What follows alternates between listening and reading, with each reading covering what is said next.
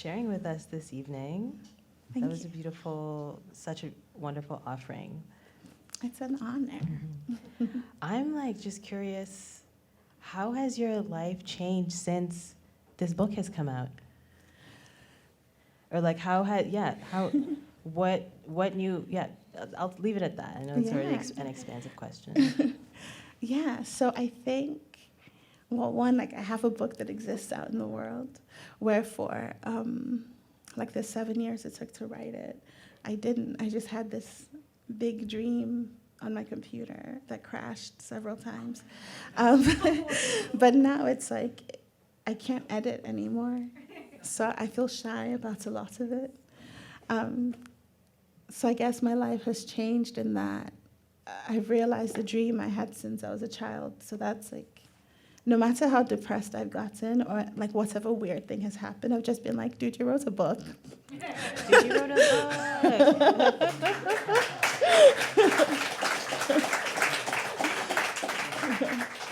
You wrote a book and you committed to something, invested in a process that was 7 years in the making. Like, can you speak to time in relation to your process? Absolutely. As a writer? Yeah, I don't think it has to take that long. I just wasn't. I didn't know what I was doing. So, and I was growing up, and so yeah, I don't know. I submitted the manuscript when I had nothing else to lose, you know. So I'd been holding on to it for that long and writing slowly. And then a hard thing happened, and I was like, well, it's yes or no. And it was yes, thank God. So yes, writing does not have to take that long. I was just also like immigrating and going to grad school and trying to immigrating. Mm-hmm. And I think I'm glad it did, though. Yeah. Yeah, it takes the time it takes, and like I guess some parts of the story just come to you in waves at different times, hey? Like different chapters may inform literal different chapters. Yeah. Uh-huh. There's pieces in it that were completely separate, and then after 4 years, there was a connection. Mm-hmm. Yeah. Did even like in thinking about like place in relation to the story, we're rooted in Halifax, sometimes Montreal, Mm-hmm. back to Nigeria. Like I guess that even just part of your own, not that the book is autobiographical, but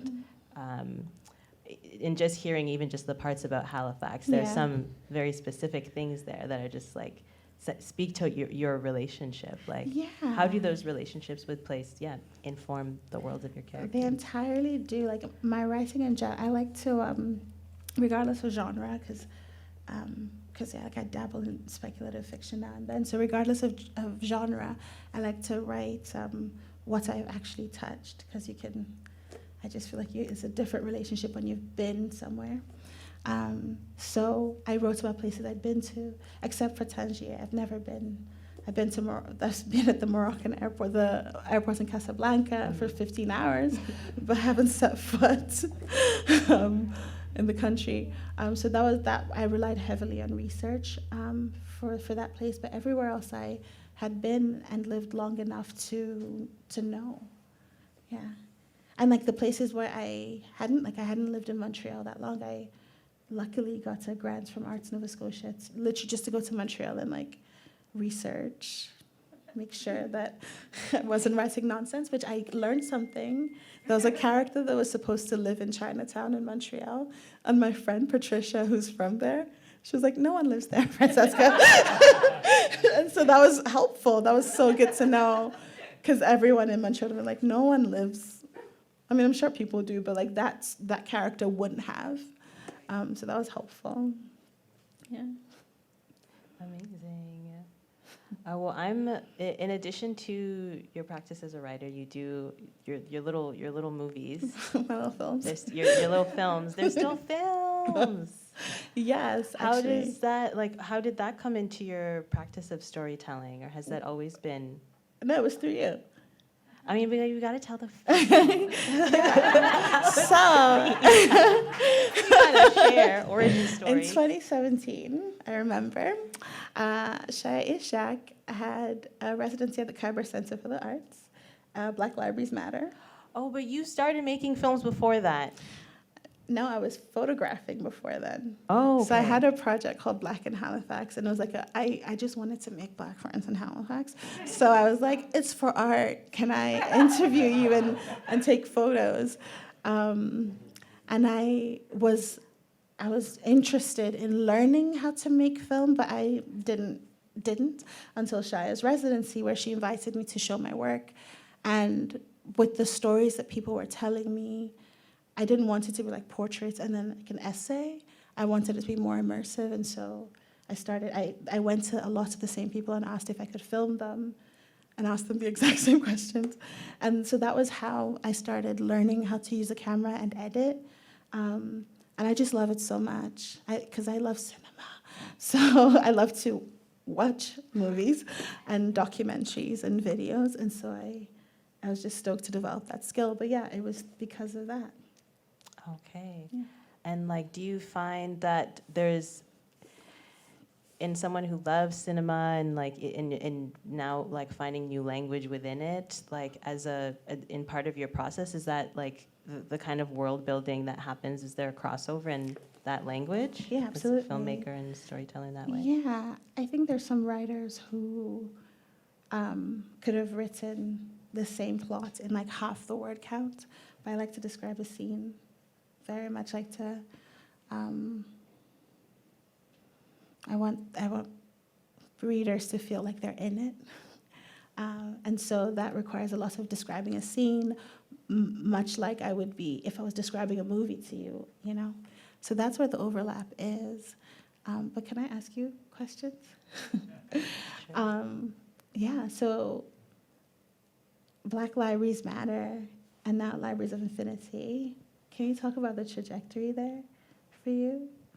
To speak of the trajectory, that when I think of this time in my life in 2018 and being at the time like an emboldened like art school dropout, like wanting to figure out a different way to like learn with people and not replicate the things that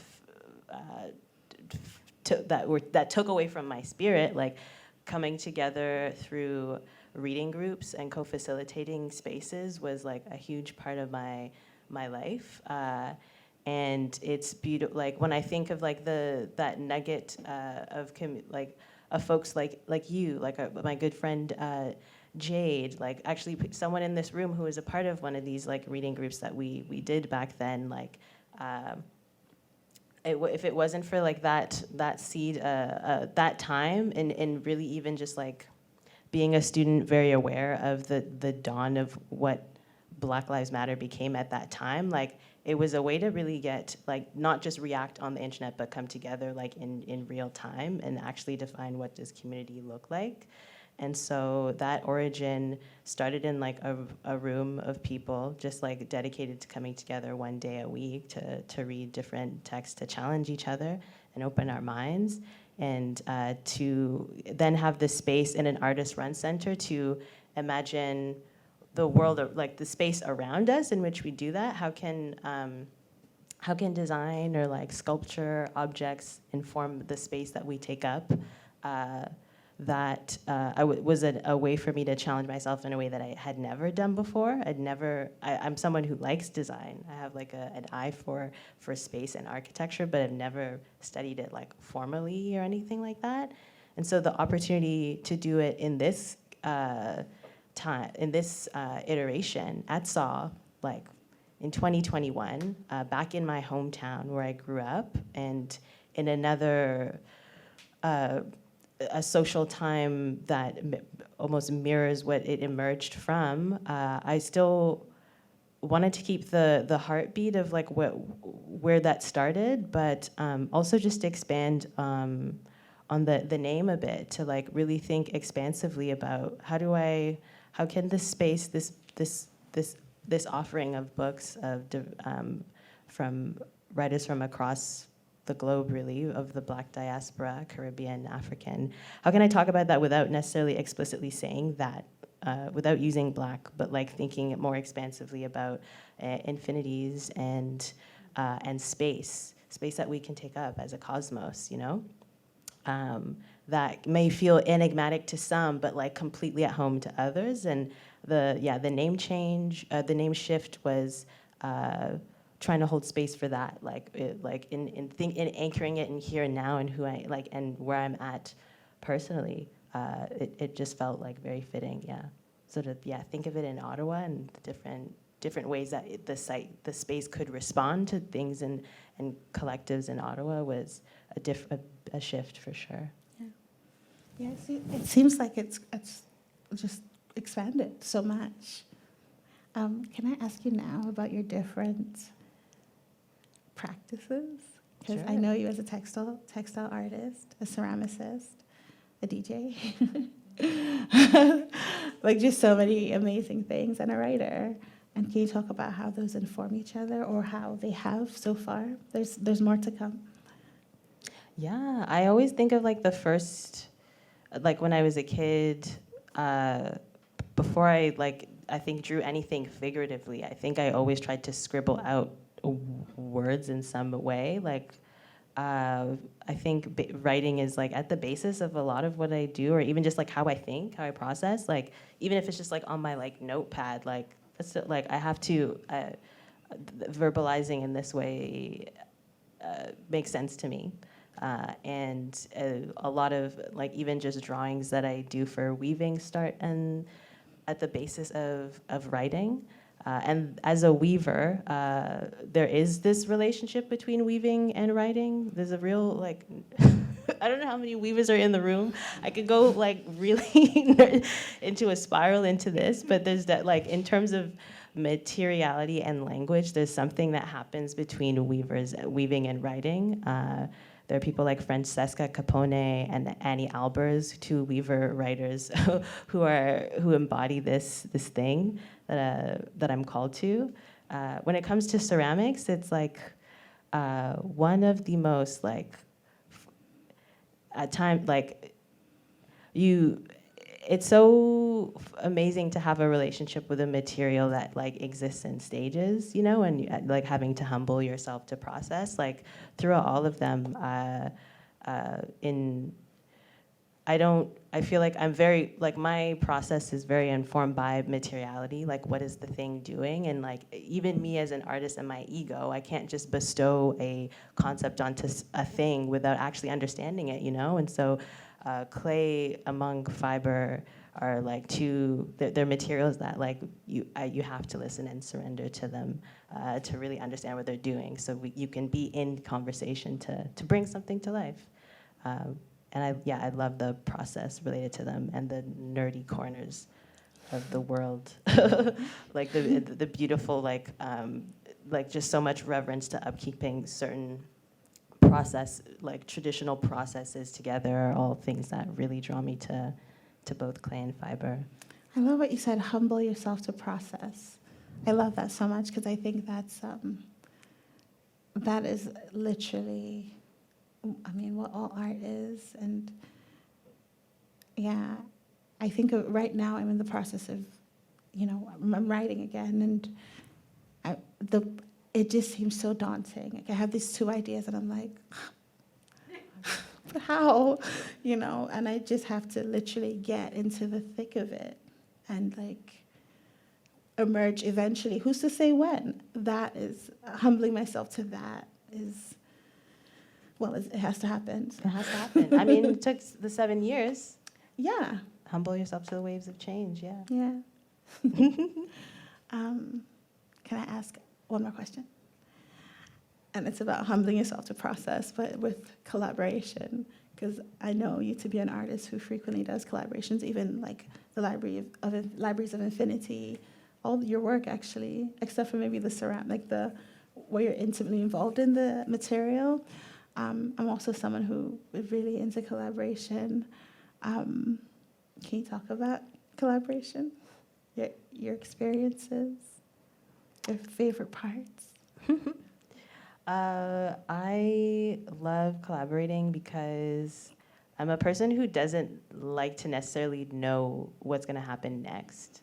Like I like to live at the like surprise me. Like I like being I love joining, being aligned with somebody who we can be on board about an idea and understand that we have different offerings for this idea, but we don't know what's gonna happen. 1 + 1 does not equal 2. I love existing at that like intersection and process, and that's what collaboration can bring. Like whether it's I have a series of like necklaces that I want to photograph. I'm gonna be maybe I'll work with a good friend, like a friend of mine who's a photographer, and like through maybe like a spontaneous, like we drive to a location and things just happen in that way. Like I live for not like knowing in this way, or when process demands that you trust outside of yourself, you know, and knowing that you can only move at the speed of trust, like that's what I'm drawn to in collaboration. Yeah, that for sure. How about you? You're in a collective now, hey? Yeah. Can you speak to like, is this a new thing for you? Yeah, very much so, because the way I've approached writing is very solitary, and I love it. But with this I'm in a collective with some of our friends. It's called Continuum Collective, and we just made for Nocturne. In Halifax, there's this art festival called Nocturne. We submitted a short. It was amazing.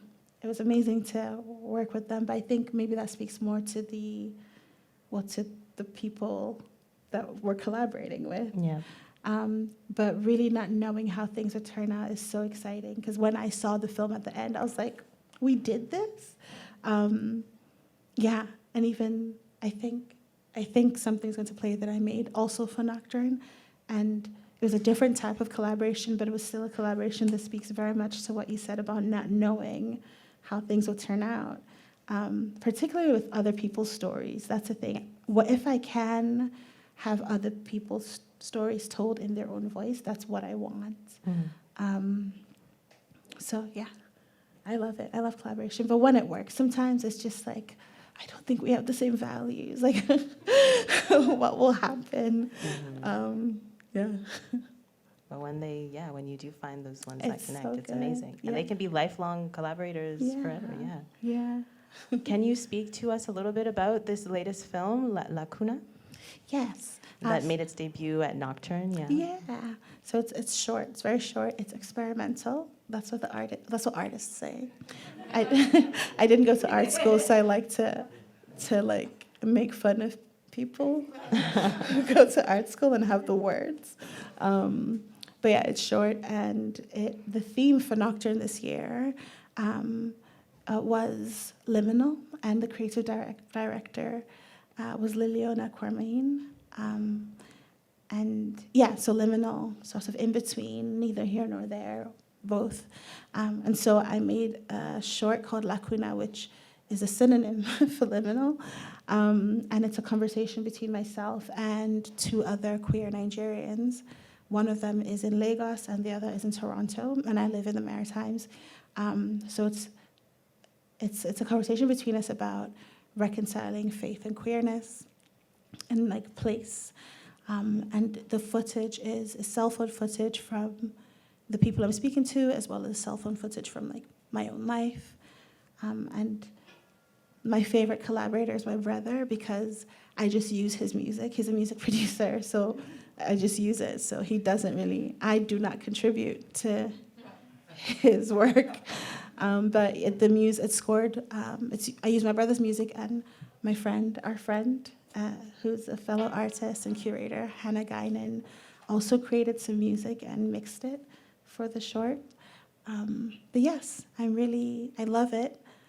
I'm really excited to show it. And again, content warning, there is a mention of self-harm. That's it, it's just a mention. thanks for sharing this with us after like the initial debut. It's really a pleasure. And I don't know, I just think it's important to say, like, to see a film made by a queer African like woman holding space for queer African realities, diasporic realities, is really important.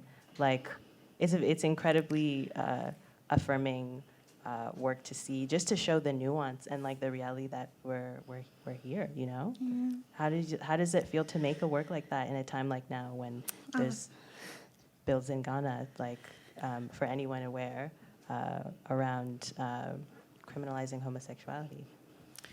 Yeah. It's I had a bit of a meltdown before because so a lot of the footage from Lagos is from Amin, and then some of them is from when I was last home in 2019. And I just felt like I don't know if I want to show this much, but I'm glad I did. Yeah, for exactly the reasons you said, right? Because I think a lot of like racialized people, I think just a lot of people, period. But as a racialized diasporic person, there is this like tension, you know, when the images of queerness I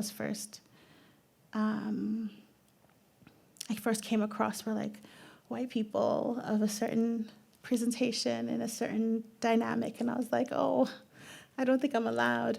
But then meeting more and being in conversations with more different types of queer people is really affirming for me, and so I didn't want to like deny that to someone who might be like, oh yeah, okay, cool. I don't have to pick one. I don't have to be like, I'm Nigerian, not queer, because like, come on, it's just, yeah. Yeah. And what was it like? One last question before just opening it. You touched on collaboration in relation to this project, and your brother is someone who you've worked with in the past, but yeah, and drawing in the other folks who came and supported. How did that happen? How did they add to this production? Yeah. So I asked about 4 queer Nigerians I know personally if we could talk, and I told them about the project I had in mind. And then 2 of them, they all said yes, but 2 of them ended up not being able to do it because life happens. So those conversations were really organic because we're friends, we know each other, and one of them is a newer friend. But that kind of collaboration that requires that level of intimacy, of like sharing your hard stuff, like your gut stuff. Yeah, like whenever I do interviews like that or ask people to tell their stories, like it's not transactional, it's mutual. There's a mutual giving of story or sharing of story. That's why it had to be a conversation and not like a formal interview. And then with my brother, he's just given me like forever permission to use his music. So that's great. I've never done anything for him but just use his music. And I so appreciate it because I adore his music. He's like, yeah, he's just, you know, when someone's in love with sound in a way that I've just witnessed him my whole life being so in love with sound. And then Hannah as well, another freak that just loves sound. It was amazing to give her my brother's music and ask her to mix something and also create something. So I think the process was very joyful. And like 2 of the 4 people I collaborated with aren't people who would call themselves artists. But that's the beauty of like storytelling and art. It's our birthright. It's for everyone. Yeah. Yes, creative expression is for everyone. Beautiful. Yeah. On that note, let's open up the floor. Does anyone have any questions? Or? Thank you so much. Thank you so much. I just want to say I really appreciate you saying you enjoyed the book, and like, it's embarrassing. It's embarrassing because it's never just like, I really, like, I appreciate an embarrassing amount that makes me emotional, and I just wanted to say that. Thank you. Yeah, the Ogbanje. So, I'm Nigerian. I grew up in Nigeria, and I just was always told about Ogbanjes, and you're behaving like an Ogbanje, or like that child is an Ogbanje. So it's just this thing that exists. And so I was reading, Wole Soyinka is like a famous Nigerian legend, and he has a poem called Abiku. And I was reading a book that had that poem, and Abiku is different. It's a spirit, but it exists in Yoruba mythology, while the Ogbanje exists in Igbo mythology. So I was reading that and remembering about Ogbanjes, and just started reading more about this idea, this spirit, and it's fascinating because I think every culture has a version of that. Every culture has a version of non-human spirits that are kind of tricksters or bring pain or whatever, because they have different ideas they don't even care about ideas of good and evil. So I wanted to write about it. I wanted to explore what would happen if an Ogbanje chose to live a full life, and that tension between defying your nature, and what that would look like. And so for this character, Kambirinachi, it looked like sort of straddling that line. And I'm really, I like to learn about death and to write about death, because I grew up in a culture where you don't really talk about death, but I also grew up in a family where we lost a lot of people. And so I have always thought of death as very normal. Anyway, I just wanted to write about it because it is very normal. And I don't want to be surprised. I don't want to be surprised when I die, Yeah. Thank you for asking. Yeah. Ogbanjes. I used to be afraid as a kid. Ogbanjes and Mami Wata. Mami Wata is a mermaid, yeah. But in Nigerian culture, it's not like Little Mermaid. It's more like a siren who won't just but not your body. The siren won't eat your body. She'll devour your destiny, which is worse than dying. We have another question in the middle. Thank you for asking.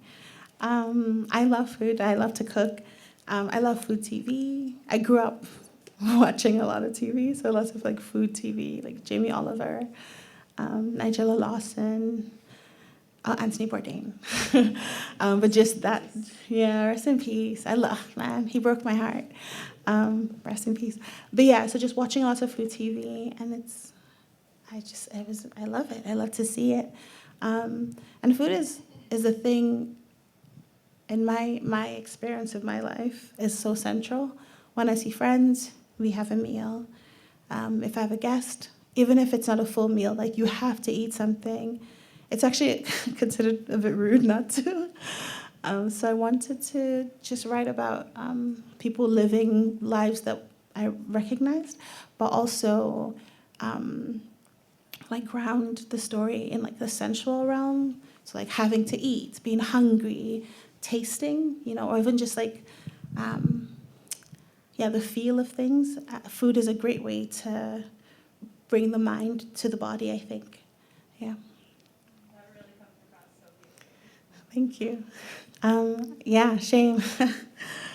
Huge. But I think shame requires commitment. It requires us to participate. Oh, I'm also one of those annoying people who read Brene Brown 5 years ago. And I'm we need to move from shame to wholeheartedness, really. But it requires commitment to the facade that you're not in pain or that a thing didn't happen. And that just gives a lot of material. How far will people go to avoid saying, you hurt me, and I'm sad that you hurt me, versus I'm angry because you're bad, right? Because we're quick to be you're bad and I'm angry and I'm righteous, but it's you're not bad, I'm just hurt, this thing. Vulnerability, which is what you need for family, requires that you're honest, and shame doesn't want honesty. So that gave just so much space to to develop the characters. Yeah, and I think with like the trauma that the twins experienced, which unfortunately is just like many awful things, just very common, that type of trauma is very shrouded in shame. And I can't really speak to anyone else's culture, but I know in Nigerian cultures, people won't talk about it, you know, and yeah, like they won't like, there's no conversation for accountability. So whoever's been harmed in this way just has to live with that, just live with it when it's like suffocating. So I don't know, I don't know if that answers the question, but I think about shame a lot. Yeah, I think about shame a lot. Damn, I forgot the question. Slow writing. Slow writing, yes, I remember. So the only reason my writing is faster now is because it's I had the chance to develop the muscle. So when I started writing this book, I'd written one short story. I'd written many terrible poems on Tumblr, but only one actual short story that had a beginning, middle, and end. And so it was laborious, like, and I always have multiple tabs open or like a dictionary and a thesaurus, because I don't know, words are so great. And when you find the perfect word, you just have to have it.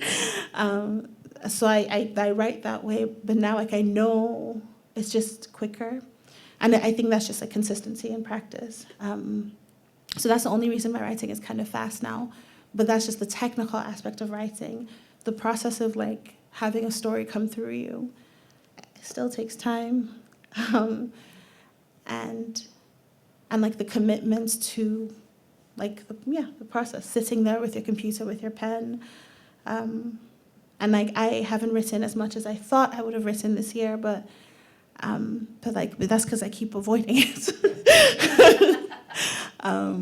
But I think slow writing is such a gift, and I don't know what it means when like writing is a career. I don't know what that, like there's no boss, there's no like expectations, but there's me being like, I want my friends to have this. I want the story to be out. But the story needs to be done. Yeah, we'll see. So far, short stories are okay, because my short stories are short, like really short. Really short or really long. There's no average short story, like average length short story that I've written. So that feels quicker. But I think slow is good. Yeah. Yeah, I feel like slow is the nature of a lot of what I do, and with weaving work, and in, because it just takes time to set up a warp, and I just like to set up a project, and I also just like to take my time to see what's happening. If it's, I don't know, it really depends. But I definitely embrace slowness. I love the period, just like the creative process of trying to put move forward, like with like not quite knowing in the process. So I'd say I embrace slowness. I love just the expansiveness of time and process and. Yeah, and I think about like what deadlines do to me, and what just like self-imposed pressure. Because when you're thinking of like making art as a career, then you're like, I have to be producing, and like I don't know that the imagination works that way. I mean, I've written a lot of things that no one needs to see, you know. Mm-hmm. But then if I'm like, I must do a book a year, I don't know. I just don't know that part. Because there's a poet, I don't remember his name. Oh, actually, I think I do. You know that song, I'll Take Care of You? Da, da, da, da, da. Yes, so the poet that wrote the poem that they're singing, what's his name? Oh my God. I'm so embarrassed. Anyway, I think he said, you can't wait for inspiration. I saw this years ago on like YouTube, and I think about that all the time, because it's like you can't just wait for the inspiration to come. You have to put yourself in the position for the inspiration to come. Yeah. So I think about that as well. Oh my God, I'm going to be haunted thinking of his name. Gil Scott Heron, thank you, Gil Scott Heron. Yes, a legend, an actual legend. Rest in peace. Yeah. I think like elements of all three, like so Kambere Nachi, because she's a being that sort of exists outside of time. Listen, I have such a hard time with time. Like I think I've been told that I perceive time differently, and my friend Portia gave me a trick, which is 1 hour is just 4 15 minutes, and if you think about it that way, then it's short. But I'm like, an hour is infinite. So I relate to this character that just doesn't. Time is nothing in that way. And then with Kehinde, there's a lot of like body awareness and body image, like navigating that, fatness and what it means to have a body that exists beyond what you want it to be. And I relate very much to that. And I imagine so many people do, just conversations I've had with friends. Why it feels like a failure to gain weight. Why? Shame, speaking of shame, it's sickening. It's really too much. And I don't know, it feels wrong to me. I am not, in charge of right and wrong, but that feels wrong. I also identify with Kehinde in that way. And then with Taye and just like grappling loneliness in a way that feels overwhelming. Sometimes I wonder, is everyone really lonely all the time? It's very sad, but it's fine. So I identify with three of them in those ways. Yeah. I feel like I just overshared. Apologies. Anti-shame. Anti-shame. Yeah, so much. I think. And I think even at the time of writing it, I was thinking this is very dramatic, or expressive, very. So when I read things now, this was published in 2020, and I was editing it up until then. Now I read parts and I'm like, that's a lot of words. It's just so many words to describe the sun. I think my writing is just going to change as I change. I am proud of this though. I read it and I giggle at myself with fondness, not harsh judgment. Just, yeah. Thank you for the question and for the question. Thank you so much. Thank you.